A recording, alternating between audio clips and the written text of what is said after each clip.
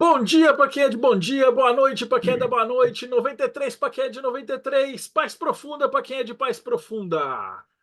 Hoje a gente vai atender a pedidos lá do Projeto Mayhem, e o pessoal pergunta às vezes por que a gente chama Projeto Mayhem, né? De onde que vem isso?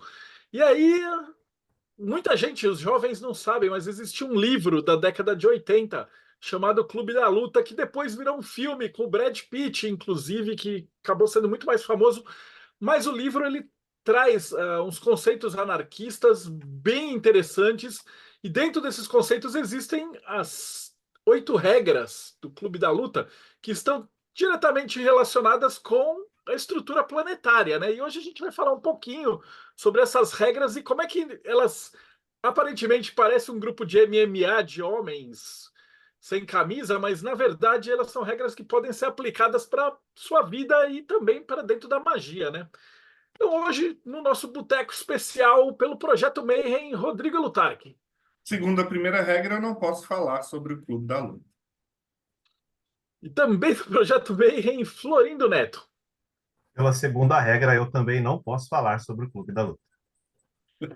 Diretamente do Japão, Robson Belli. Eu não vou dizer a terceira regra, mas eu só quero dizer para todo mundo que esta é a sua vida e ela está acabando um minuto de cada vez. E do nossos reinos da bruxaria, André Correia. Eu estou descalço, assim como manda a regra, mas eu não tirei a camisa porque eu ia acabar derrubando o canal. É isso aí, galerinha.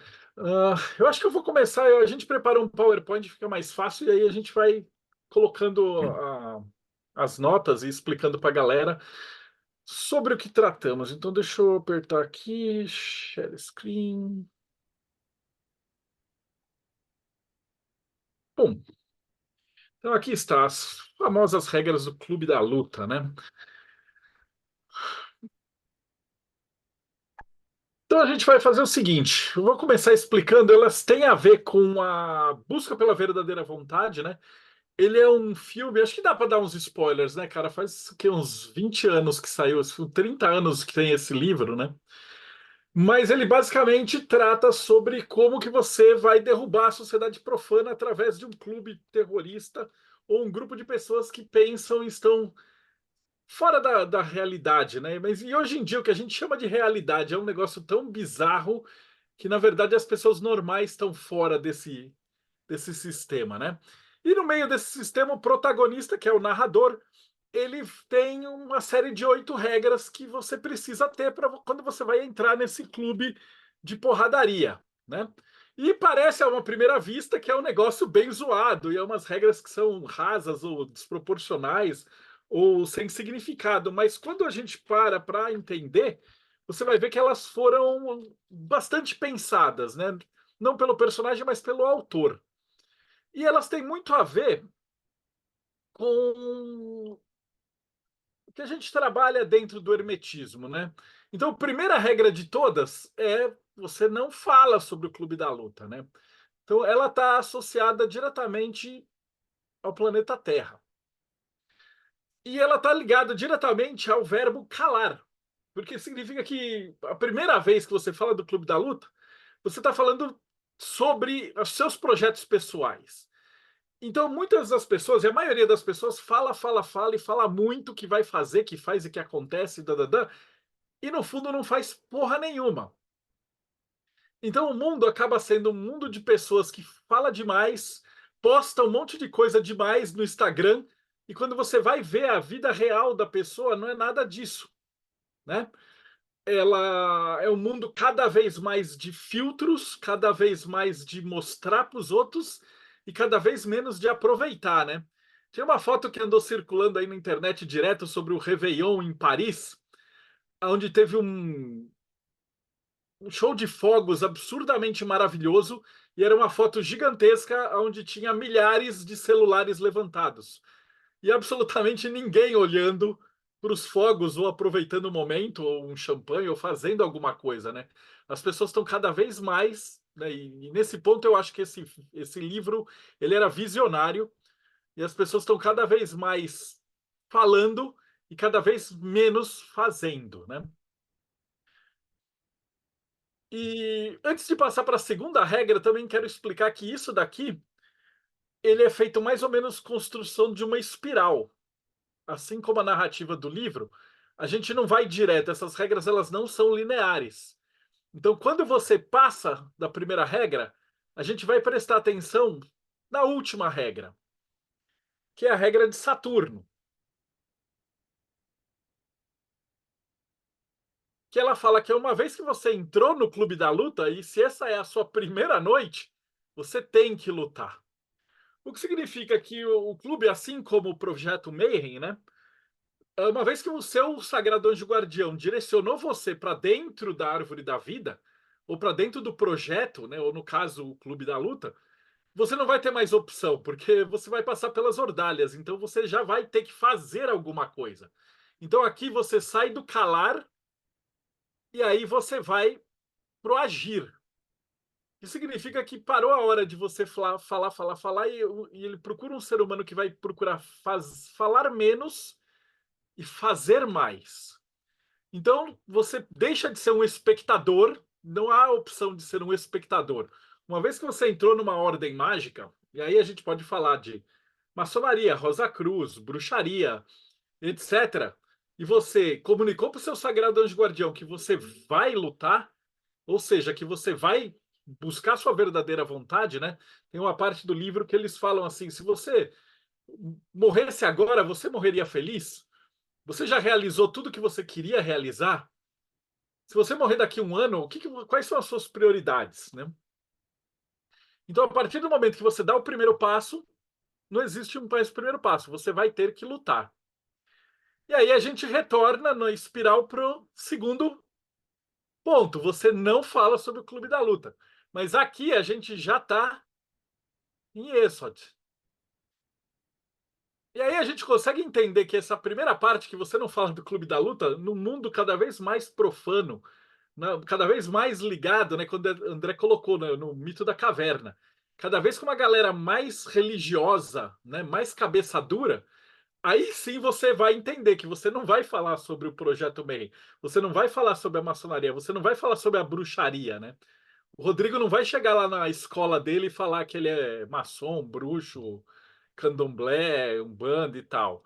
Mas você só vai entender a primeira regra do Clube da Luta depois que você passar pela oitava regra do Clube da Luta. E aí você vai entender que você entrou numa egrégora, e aí sim você vai falar que você vai saber que realmente você não vai falar sobre o Clube da Luta e muito menos sobre os seus projetos mundanos. Então existem dois níveis de silêncio dentro da jornada do mago. O primeiro sobre os projetos que você está fazendo e o segundo agora sobre as egrégoras que você está participando. E aí, continuando, você vai partir para o 7, né? Você continua na espiral. E a sétima regra diz: as lutas duram o tempo que for necessário. E esse aqui é o aspecto jupiteriano. Isso significa que a sua busca pela verdadeira vontade, ela não tem um prazo. Os desejos da sua vida, a sua vontade, a sua verdadeira vontade, ela vai demorar o tempo que ela demorar e tiver que demorar para alcançar. E isso, com o tempo, ele só ficou mais importante ainda, porque hoje a galera quer gratificação em 5 segundos de TikTok. E as coisas mágicas, ou as coisas que realmente valem a pena, né? Elas não têm um tempo. Elas vão demorar o tempo que tiver que demorar. Para você pegar uma faixa preta, são 5 anos. Para você fazer um diploma que você queira, tem 4, 5 anos. Para você dominar uma técnica, para você chegar onde você tem que chegar, o tempo ele não pode ser um determinante. Então, quando a gente está entendendo aqui em luta, ele não está falando dos caras se estapeando no meio da taverna. Ele está falando da sua verdadeira vontade, dos seus projetos de vida. Você não pode fazer um projeto de vida para daqui 10 minutos. Você tem que saber o que você quer para daqui 1 ano, para daqui 2 anos, para daqui 5 anos.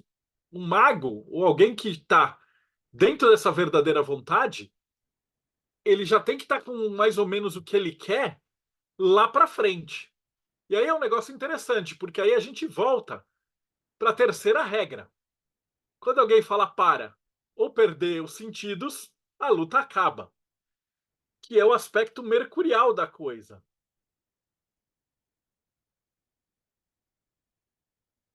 Ou seja, o que é que vai fazer você parar essa perseguição? Ou ela vai durar o tempo que for necessário, a menos que não seja que você não tenha condições de continuar. Ou você esteja fisicamente incapacitado, ou que intelectualmente você perceba que fala: peraí, cara, eu estou fazendo do jeito errado. Eu tô indo para essa luta, mas, cara, não tá tendo condição. Eu escolhi alguma coisa que está me fazendo mal. E aí, nesse momento, já não é mais a sua verdadeira vontade. Você percebeu que você está fora do caminho. Então você vai ou perder os sentidos, ou você fala para, porque você fala assim, cara, peraí, tem alguma coisa errada acontecendo aqui nessa luta. E se você insistir nesse processo, você vai acabar perdendo os sentidos. E aí a luta vai acabar, até você se recuperar de novo e ir para a próxima etapa. E aí a gente chega no centro do labirinto. Né? Você fala, pô, mas essas duas? Você fala, peraí, a gente já vai entender. Você vai estar girando para cá. E esse aqui é o que tem a ver com o principal espírito, que é a verdadeira vontade, né, Tiferet? Uma luta de cada vez. Você não tem 10 verdadeiras vontades. Você não tem 10 projetos ao mesmo tempo. E gente que está fazendo 10 coisas ao mesmo tempo, cada um olhando para um lado, não vai fazer nada direito. Então, quanto mais próximo ali, você vai ter uma luta de cada vez, que no âmbito do filme ou do livro significa o quê? Você vai ter tipo 50 caras naquela taverna e todo mundo vai parar o que está fazendo para assistir a só duas pessoas lutarem, né? E aí a gente tem um monte de camada de simbolismo, né? No livro, acho que no filme também isso fica claro. Que aí eu vou dar um spoiler, né? Que o próprio Tyler Durden é o narrador. E aí ele fala uma luta de cada vez. E aí a gente vai passar para o próximo aqui, que é duas pessoas numa luta só. Que é aqui, ó. Só dois caras em cada luta. Que é o aspecto venusiano. Então, uma luta de cada vez e só dois caras de cada luta. Ou seja, vai você e o seu sagrado anjo guardião em uma verdadeira vontade. E aí o conselho para sua vida e para o sucesso é, cara, foca em uma coisa de cada vez. E se concentra em um ponto de cada vez. E aí isso vai ser o caminho para chegar onde você tem que chegar e eventualmente para ganhar a luta, né? Que é a regra da pancadaria. E o último, mas não menos importante, é a regra marciana. Parece um negócio bobo, né? Tipo, sem camisa, sem sapatos. Mas isso significa que você não vai ter nada para te ajudar nessa briga, pela verdadeira vontade. Então, a sua camisa significa que, cara, não importa às vezes quem você é rico, você é pobre, você nasceu com privilégio, você tá fudido, você não tem recurso ou tem. Se você seguir a verdadeira vontade, não importa quem você esteja lutando, e vai ser um cara de cada vez, um problema de cada vez, uma mordalha de cada vez, você tem que lutar isso sozinho. Mas não importa quem você é, todo mundo tá numa briga. Né? Mesmo o cara que está favelado, ele está enfrentando uma briga nesse mundo. E o cara que é o dono da Microsoft, ele está enfrentando uma briga nesse mundo. Então, não importa quem você seja, cada um de nós está carregando um fardo. E esse fardo ele vai ser tão pesado quanto cada um de nós puder carregar. E o sem sapato também. Você não vai poder contar com nada que não seja a sua verdadeira vontade dentro desse processo. É razoavelmente simples de explicar, né? Alguém vai querer fazer um comentário? Acho que esse podcast vai ser razoavelmente rápido. É, como que eu poderia dizer? Vários momentos aqui em entrevista eu falei que minha verdadeira vontade era dar aula. Ano passado trabalhei igual um condenado. Hoje eu estou refletindo. Será que realmente era dar aula ou administrar? Aí é aquele aspecto, tem alguma coisa errada. Então, assim, eu entendi isso muito bem, essa questão dos aspectos que você está colocando. E eu estou num momento assim bem reflexivo sobre o que é verdadeira vontade. E não adianta, você está fazendo uma coisa, você faz aquilo. Você não tem como fazer duas verdadeiras vontades. André? Você falando sobre isso, né? Sobre descobrir a sua verdadeira vontade, sobre o para, né? Para você chegar nesse para, você tem que estar olhando para você mesmo, você tem que estar se percebendo. E esse se perceber, olhar no espelho, né, me remete muito ao sem camisa e sem sapatos, o colocar de fato os pés no chão, entender onde você está. E o sem camisa é o se sentir vulnerável diante de um grupo que geralmente o que te determina, como o Marcelo falou, é a roupa, né? Você está sem a sua armadura social. Inclusive, um dos motivos, né? Não sem camisa e sem sapato, mas sabe qual que é o motivo de existir um divã num consultório de psicanálise? É colocar as pessoas em um papel não de inferioridade social, mas colocar a pessoa num papel de vulnerabilidade. Você baixa a guarda da pessoa. Inclusive, ele tem a inclinação, porque você fica incômodo deitado de lado, você fica impossível deitar de barriga para baixo. Você fica de barriga para cima, totalmente vulnerável, como sem camisa e sem sapato. E o psicanalista fica atrás de você. Então você não tem um campo de visão e você fala de você, assim como os animais, né? Quando para mostrar a submissão e vulnerabilidade, ele vira de barriga para cima. Ele põe as entranhas à disposição do predador.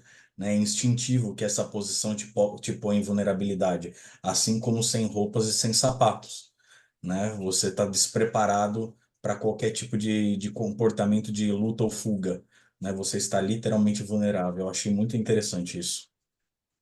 Mas você sabe como que é difícil você olhar para si mesmo, né?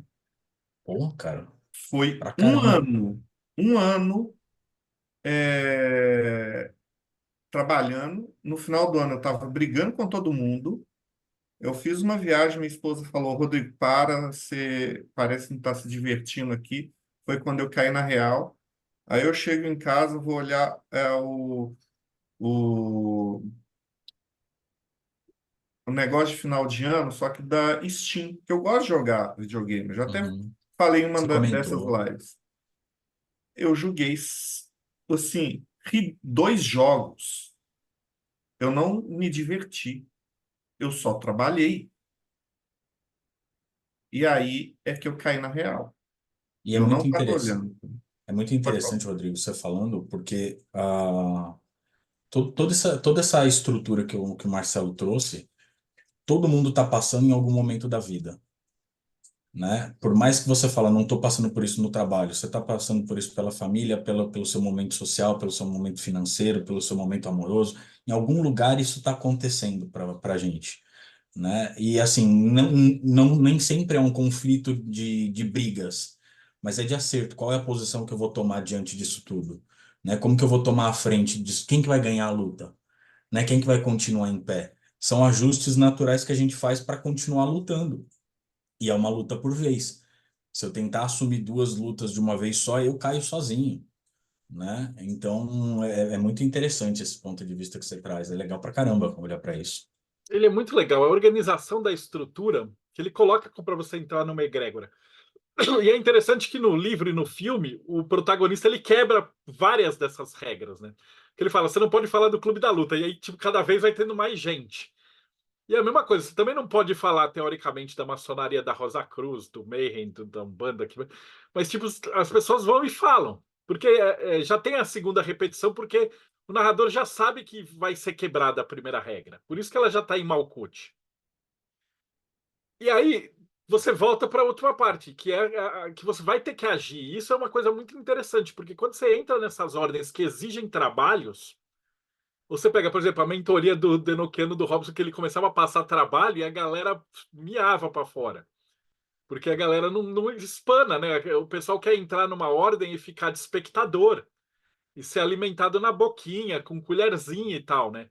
Tem muita gente, tanta gente teve que criar a parte do Tiferet do Mayhem, que a galera entrava lá e, na verdade, os caras só queriam ficar lá de espectadores, né? e não participar. E a gente incentiva o povo a, tipo, cara, você entrou, tem os rituais do ano, tem 8 rituais. Vem participar, a gente está entrevistando a galera.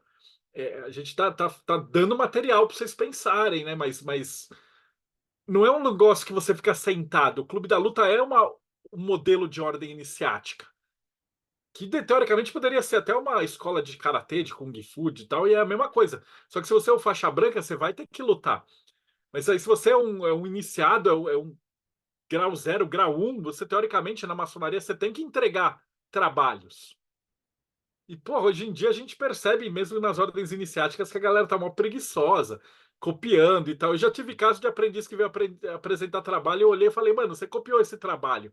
Então, o cara, não, veja bem e tal, mano, você copiou do meu site, da época que tinha teoria da conspiração. E quando o objetivo era, cara, fala da sua experiência, né? Fala da sua experiência da iniciação, fala do seu processo. Então, você tem que estar disposto a entrar numa egrégora, entrar numa ordem e tem que lutar. E a hora que você aprendeu a lutar e tal, aí sim você entende a segunda parte, que é o calar, que é o verbo que parece ser o mais ridículo de todos e na verdade é o mais difícil, né? Que quando você fala do seu projeto para fora aqui dos reinos lunares, vai ter todo tipo de nego invejoso, picareta, que quer roubar sua ideia, que quer te sabotar de graça, que quer atrapalhar só para ser engraçado. Então, ele tem um escudo aqui entre o não falar. Por isso que tem duas vezes, e parece que é um negócio bobo, e na verdade eu acho que é até um dos maiores refrãos do filme, né? O catchphrase do filme é que você fala duas vezes e tal, né? E reforça a segunda vez. Mas é que, na verdade, você tem duas portas para entrar, né? Você tem um guarda externo do templo e você tem um guarda interno do templo. E as pessoas não se perguntam, porra, por que que tem dois guardas, um fora e um dentro do templo? Mas existe uma razão para isso, e isso que eu acho genial. Fala, Robson. Eu estava aqui pensando no que o Rodrigo falou e agora eu vou cutucar uma questão que não tem a ver com os tópicos já abordados, mas muito sobre a questão de uma luta de cada vez, né? Ainda que a verdadeira vontade seja uma, ela não se manifesta de uma única forma. Ela pode se manifestar de uma maneira muito plural. E a luta em si, ela não é um golpe, um round. Ela pode se manifestar de várias maneiras. Você disse que a verdadeira vontade é ensinar. Só que talvez você não tenha encontrado ainda o como ensinar. Talvez você esteja martelando numa tecla onde não seja o seu ensinar ainda. Entendeu? Então, essa questão do uma luta de cada vez não quer dizer que sua verdadeira vontade é tão restritiva. Na verdade, o encontrar a verdadeira vontade é libertador. Porque quando você pratica a sua verdadeira vontade, você vai entender que ela vai evoluir também com o tempo, essa verdadeira vontade. E você vai vê-la sendo manifestada na sua vida de inúmeras formas. E conforme você for manifestando isso na sua vida, você vai vivenciar esse processo, vai evoluir com ele, e você vai ver essa verdadeira vontade, essa luta se expandir um round a mais. Um round a mais. E aí você vai começar a entender que a luta vai. O que o Marcelo acabou de grifar ali, a luta vai demorar o tempo que for necessário, exatamente. André? Não, Florindo, acho. não, é só desculpa, Marcela, é que eu levantei a mão aqui para fazer um comentário sobre esse, às vezes, o ensinar, né, de que você falou. A minha verdadeira vontade, eu, eu sinto que é a questão do palhaço de hospital. Eu largaria tudo hoje de profissão para voltar a fazer isso. Né? Eu acho que eu não tenho mais saúde, eu não tenho mais idade para criar grupo, né, para voltar a praticar. Mas a máscara e tudo isso está voltando de uma nova forma, né? Eu acho que esse degrau que o Robson está falando, ele está vindo através do estudo da bruxaria barra xamanismo, através da incorporação dos deuses palhaços, dos palhaços sagrados. Então, ela se transforma, né, sobre o que que você vai ensinar, sobre com quem você vai falar, qual o conteúdo que você vai transmitir. Enfim, é isso. Pode falar, Florindo. O Marcelo falou bastante, né, de como é simples explicar, né? Só que hoje em dia, no mundo que a gente vive, né, o difícil é entender, né? Explicar essas coisas é fácil, mas entender de verdade, né, interiorizar isso daí é uma coisa muito difícil, porque bate de frente com o que nos é cobrado, né, socialmente. Hoje em dia, com essas sociedade do espetáculo, né, como não falar, né? Como não querer mostrar que a gente também tem, digamos assim, relevância em algum caso, em algum grupo, né? E no caso ali é sua na primeira, né, na primeira noite no Clube da Luta você tem que lutar, né? E hoje em dia as pessoas estão com tanto medo de errar, medo de arriscar, medo de fazer, pelas próprias cobranças, pelas próprias maneiras de você viver o mundo através, digamos assim, de um filtro eletrônico, né? Que as pessoas não sabem mais nem como é que dá esse primeiro passo, como é que você vai lutar, né? As pessoas já nascem, já crescem com esse medo. A questão daí ainda fica mais difícil nessa questão sem camisa e sem sapatos. Eu vejo essa parte do sem camisa e sem sapatos bem na questão do se é você com você mesmo, né, sem adornos, isso também engloba, né, sem esses filtros eletroeletrônicos que fazem com que a gente perceba o mundo de acordo com o que a nossa bolha quer que a gente veja o mundo, né? Se é você com você mesmo, você tem que encontrar a sua maneira de enxergar o mundo e de interpretar ele, sem que o computador lhe dê tudo na mão, né? Baseado em alguma conta matemática. É bem fácil de explicar mesmo, mas realmente entender, interiorizar isso, né? Eu acho que por isso que é uma forma de escola iniciática mesmo, porque sem estar numa escola iniciática, sem apoio, né, é difícil a gente chegar e dar todos esses passos e seguir essas regras. É que com o filme e tal, muita gente que não consegue entender. É como na Bíblia, que você vai ter vários níveis de, de, de contexto. Então, do mesmo jeito que tem gente que acha que o barco de Noé, né, e as águas e o dilúvio é de verdade e tal, tem gente que assiste o filme ou lê o livro e acha que é sobre um monte de cara sem camisa se estapeando. E, na verdade, ele está falando de uma briga interna o tempo inteiro, né? A explosão final, os demônios internos e tudo aquilo. É uma metáfora gigante. E a galera hoje em dia não tem mais nem capacidade para passar desse primeiro nível é, de obviedade, né? Então talvez a gente vá perder muitas obras de arte, muitos filmes ainda que poderiam ser feitos nessa profundidade que não estão mais sendo trabalhados. Assim como os contos de fada, né? Agora estão querendo pôr no politicamente correto um monte de conto de fada porque é machista, não sei o que lá. E no fundo, aquilo ali, cara, não é o príncipe que beija uma princesa uma mulher desmaiada. Cara, é um subconsciente que entra em contato e tem todo um outro processo, né? Fala, Robson. Eu vou comentar em cima do comentário do Florindo. Ele fala sobre a questão da diferença entre a pessoa entender, como posso dizer, intelectualmente e a pessoa compreender aquilo internamente. E esse é um fator muito importante para você compreender sua verdadeira vontade. Você sair do intelectual e você buscar ter essa busca interna, esse olhar para si mesmo, esse autoconhecimento, para você conseguir alcançar esse estado de entender qual é a sua luta, porque muitas vezes a pessoa não sabe qual é a luta e ela está lutando uma luta qualquer. Ela está jogando a vida fora, né? E as ordens iniciáticas, muitas vezes, elas servem sim como orientador para você encontrar essa verdadeira vontade, você encontrar com o seu sagrado anjo guardião, você ter contato, você ter essa comunicação, você ter esse desenvolvimento interno para você alcançar esse objetivo, que é dar o primeiro passo, para você entender qual que é a luta, para você trazer isso de fato e falar, não, agora estou pronto para o bom combate, né? E aí sim, você fazer esse bom combate, né? Junto com o seu sagrado anjo guardião e tendo ali já sabendo o que você quer para você poder fazer esse bom combate. Então é muito interessante.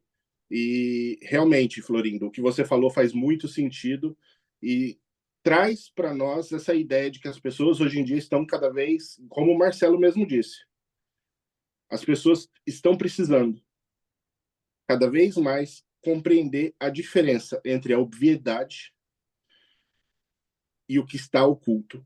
E o politicamente correto, olha, se tem algo que está estragando essa sociedade nesse momento. Ô Marcelo, qual clifa é essa, cara? Só fala o nome da clifa aí. É a Clifa de Shin. Ela conecta a mídia até Malkuth. E ela serve para. Antigamente era uma coisa mais como preconceitos, hoje seria o cancelamento, ou cortar qualquer coisa que esteja fora. Né? Nos tempos anteriores, quando o curso de Cliff era lá atrás, a gente usava os exemplos tipo: a Bíblia falava que o negro não tinha alma, então ele podia ser escravizado, e etc, etc, etc. Aí hoje inverteu tudo. Você tem local de fala, cancelamento, e uma série de coisas que eles colocam dentro do woke que serve só para causar o medo e colocar todo mundo para pensar do mesmo jeito, e aí você não critica, e aí você transforma lugar de fala, gaslight, safe space, em manobras para você cercear um debate saudável, e não chegar em lugar nenhum. Porque se você não pode falar sobre as coisas ruins, como é que você vai enfrentá-las? É como você ir num psicólogo e virar e falar assim: ah, qual é o seu trauma? Ah, mas eu tenho gatilho, mas uma hora você vai ter que enfrentar isso. Você vai ter que falar sobre isso, você vai ter que debater isso, você vai ter que discutir isso, senão você não vai crescer. E aí você entra nessa infantilização, onde nada mais pode, nada mais deve ser abordado, nada mais pode ser conversado. Fala, Rodrigo. Eu ia falar do Florindo, mas você colocou um gancho aqui que eu não posso perder. Você está falando da Clifa e de como que as pessoas têm que falar. O André já falou como, através da comédia, do riso, porque quando você usa o ridículo, quando você escracha, quando você está ali fazendo comédia, a defesa baixa, a pessoa ri e depois ela reflete. Comédia é uma das melhores formas de você criticar uma sociedade, cultura e etc. Aonde você pode criticar a pessoa que está fazendo a coisa errada, ela vai rir, ela vai entender, ela pode até continuar fazendo da forma que ela está fazendo, porque às vezes a pessoa é turrona, mas a comédia, o palhaço, ele vai aonde precisa ser, aonde precisa ir. Isso aí. André? Pegando sua fala, acho que a comédia é a melhor forma de falar do drama, né? Ah, eu fui anotando algumas coisas aqui que vocês foram falando, né? Acho que a maior, desculpa, a maior dificuldade é o olhar, mas como eu falei, é o olhar no espelho e enfrentar, trazendo para essa maneira que vocês estão falando, né, de rede social e tudo mais, do sem camisa, né, Marcelo, que você tá sublinhando aí, tá marcando. Vocês já pararam? Esses dias eu vi uma roda de xamã digital, onde, vamos participe conosco da nossa fogueira eletrônica. Eu falei, não, sabe, tipo, perdeu a mágica do. Para quem eu falei, acho que outro dia aqui no Meir mesmo, quando acabava a energia, a mãe acendia a vela e todo mundo ficava em volta da mesa conversando. A mágica daquele momento sombrio, onde todo mundo falava sobre emoção, sentimento, o que viveu no dia, né? Essa é a mágica da fogueira de verdade, é onde todo mundo conta história, onde todo mundo troca, é onde todo mundo tá sem camisa e sem sapato, né? Onde você enfrenta a escuridão de fato, né? E o foco de luz é o coletivo, é você estar no coletivo. Eu acho que a gente está perdendo essa fogueira. Sai daqui, gato. Derrubar o sinal. Eu A vou gente trocar está. aqui, o foco de luz é esse aqui, ó, uma luta de cada vez. É como É, se os dois caras no centro do ringue metafórico, eles se tornam a fogueira na qual todos os 50 outros eus, se você colocar desse jeito, vão estar observando. Eu concordo, e eu penso também que você não fala sobre o Clube da Luta, você não fala sobre a crise que você tá. Como você disse, são 50 caras querendo se quebrar na porrada, né? E se você falar sobre essa crise, da quantidade de conflitos que você tem, se você trazer isso à tona, você pira, você surta, então você trata um problema por vez, né? Só que a gente agrava isso hoje em dia quando a gente está falando de relação digital, porque, por exemplo, até os relacionamentos são online. Por que que a gente criou a gente, né? Por que que as pessoas criaram filtros na hora de postar uma foto? Porque eu não encaro nem a minha feiura, né? Então eu quero parecer mais bonito, né? O Tyler tá colocando namoro de inteligência artificial, né? Você programa a sua namorada. Tem gente casando com robô em algum lugar, com boneca inflável, com, sei lá, com banner de boneca japonesa. Tem uns negócios mais ou menos assim acontecendo. A gente não olha mais no olho um do outro, né? A gente aqui, se essa conversa estivesse acontecendo em volta de uma mesa, estaria olhando um para o outro. O boteco era com caneca mesmo e a gente estaria olhando no olho do outro. Enquanto eu estou olhando para vocês, né? Eu estou olhando para a câmera, eu não estou vendo a reação de vocês. Então a gente perde até essa fagulha da conversa, né? A gente perde até esse vínculo que para mim é primordial numa ordem iniciática, que é primordial no contato mágico, no contato de criação, né? É se arrepiar, falar sobre isso, porra, eu falo sobre isso, arrepia, né? Que é você passar por essas fases, se você mergulhar no lugar mais sombrio que você tem de você e você voltar de lá com um resquício de vida mais renascido, né? Que é o processo iniciático. É doloroso, mas, porra, é foda demais de passar, cara. E é justamente o processo que a gente vai passar aqui no venusiano, né? Dois caras em cada luta. No centro do ringue, com seus 50 outros Zeus observando. E essa iluminação, os dois caras é você e o Sag. E tem que lembrar que no filme, no livro, né, o Sag do narrador, ele não existe, o Tyler Durden. Ele é o sagrado anjo guardião do narrador. Então são dois caras, mas é um cara só.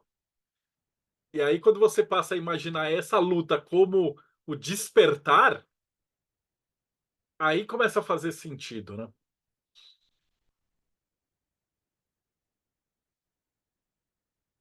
É isso aí. Alguém quer acrescentar mais alguma coisa? Acho que a gente já falou tudo que precisava, né? Hoje é bem direto e soco na cara para passar as O, informações. Se você é um jovem milênio ou que um geração Z, vai assistir o filme, tenta não dar muito gatilho. Ele é um filme pesado. Ou pega o livro ainda é mais chocante, ou qualquer outro livro do Chuck Palahniuk, que todos os livros dele são um chute no saco e são muito bons, e ele vai lidar muito com essa geração dos anos 80, 90. Vamos lá de trás para frente, então. Florindo Neto, considerações finais. Clube da Luta, Projeto Mayhem, regras, tudo que, de certa forma, regras para, digamos assim, para a gente evoluir, tudo que a nossa sociedade atual não quer, né? E André Correia, considerações finais. Eu sei que às vezes o Clube da Luta parece um corredor polonês, mas é uma luta por vez, né? Então, assim, foca no que tem que focar, presta atenção, não tenha medo do espelho, ah, e vai pra porrada, né? É uma lição que eu aprendi há pouco tempo, inclusive, né? Vai pra porrada porque ficar parado não te traz muitos benefícios, né? Vai pro exercício que é mais produtivo. E se você quer saber sobre bruxaria, entra ali, andrecorreiatambores.com.br, tem a mentoria, a jornada, né, vai começar em março, dá um clique lá, entre em contato comigo no WhatsApp que a gente conversa. Beijo. Robson Belli, considerações finais. bom, assunto fundamental para o entendimento de grande parte da galerinha aí que acha que verdadeira vontade e faz o que tu queres é fazer o que quiser da vida, tá bem por fora, mas, gente, se vocês quiserem trocação, Se quiserem trocar comigo 5 minutos na porrada sem perder a amizade, entra lá, robsonbl.com.br. Estamos aí. Entra lá, vamos ver quem fica de pé e vamos trocar aí, porque é muito importante essa trocação, né? E eu gosto muito. Rodrigo Lutarque, considerações finais. Eu ia falar outra coisa, mas o Robson acabou de me lembrar uma coisa. Ano passado, deu um problema na escola com um vídeo de duas meninas brigando. Quando eu fui saber o que que era, justamente isso. 5 minutos de porrada sem perder a amizade. Elas eram as melhores amigas. Foram para um canto lá, o povo filmou, elas desceram a porrada uma na outra, bateram, e não perderam a amizade mesmo, não.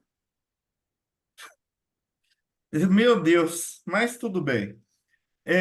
O que eu queria falar é o Clube da Luta está dentro de você. Ele é o mais difícil de encontrar. E quando você encontrar, não fale do Clube da Luta. Aí você vai ter que lutar. E quando você lutar, não fale do Clube da Luta. Tá tudo aqui. E se você quer saber como descobre isso, catarse.me/TDC. Você vai receber essa bela revista que está chegando a próxima aí em algum momento. Você vai ter um grupo de Telegram onde tem pessoas bacanas de todo tipo. Ah, mas eu não sei o que que eu vou fazer em magia. Gente, tenta de tudo até achar a sua linha. Atualmente, meu negócio é o Grimório meu de uso de, assim, cabeceira de altar é esse. Assim, fantástico. Quem me ajuda demais, Betor. E também um curso que eu fiz aqui, muito bom. Vou Taumaturgia Enoquiana. Recomendo demais. Atualmente é isso que eu estou fazendo. É isso que eu recomendo. Isso que está sendo muito bom. E você vai encontrar outras coisas. Tem afro-brasileiro, tem de tudo lá. Tem de tudo. Então, não é dinheiro perdido. É só ganho. Além, é claro, de poder participar dessas gravações. É isso aí, galera. Acho que era o Mike Tyson que falava que todo mundo tem um plano até levar um soco na cara. E quando fala esse negócio da luta, você tem que estar preparado e a verdadeira vontade é isso, cara. Todo mundo faz planos para ganhar na loteria até descobrir que não ganhou na loteria. Como eu não jogo na loteria, todo evento de loteria eu ganho R$ 20.